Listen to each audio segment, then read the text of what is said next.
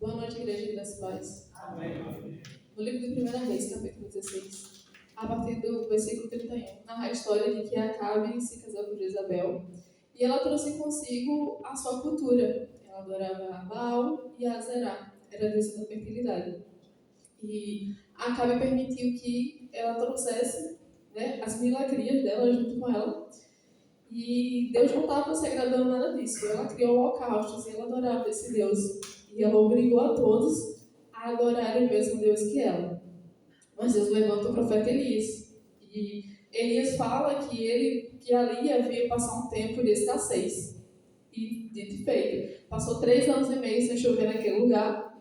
E Jezabel não estava nem aí. E Acabe, porque eles achavam que era só adorar o Deus dele, estava tudo bem. E eles iriam mandar chuva, mas não mandou. E certo dia, Acabe estava andando ali ao redor do palácio e ele viu uma vinha. E essa vinha que Acabe estava vendo era a vinha de...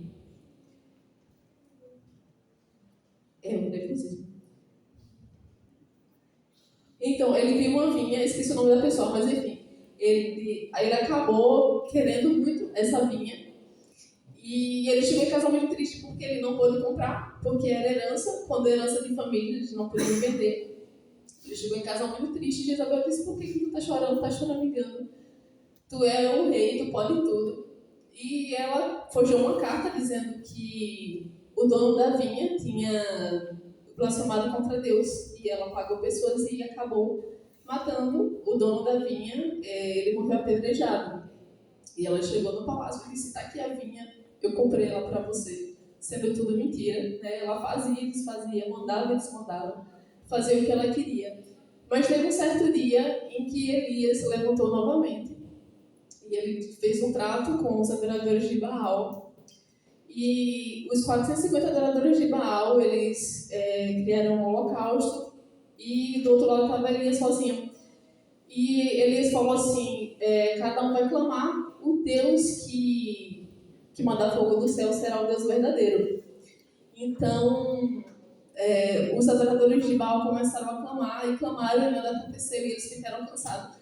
E Elias começou a tirar sarro da cara deles, disse: clame mais alto, chame, ele não está ouvindo, ele deve estar ocupado. E eles clamaram, nada aconteceu. E quando Elias clamou, pediu a Deus, ele mandou fogo do céu e mostrou para todo aquele povo o Deus verdadeiro, que era o nosso Deus, o Deus de Israel. E em seguida, Deus levanta... Eu estou tentando resumir, porque a história é muito grande. Mas, em seguida, Deus levanta Jeú. Jeú vem para exterminar a linhagem de Acabe, porque aquele povo estava desobediente e Deus já estava insatisfeito. E quando Jeú chega, Jeú pede para que eles coloquem Jezabel na janela e joguem ela. E quando ela cai, pedaço de corpo para todo quanto é canto.